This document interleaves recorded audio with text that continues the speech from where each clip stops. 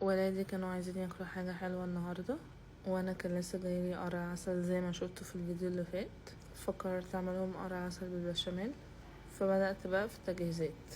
جبت قرع العسل قطعتها 4 كده، وبعدين جبت كل جزء قطعته نصين، وقعدت اشيل البذر اللي جوه بالمعلقة.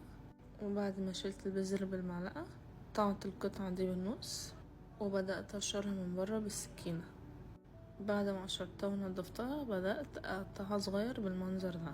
هحط بقى القرع اللي انا قطعته في حلة على النار، وازود عليهم كوباية سكر كبيرة، واولع نار هادية عليهم لحد ما يستوي خالص.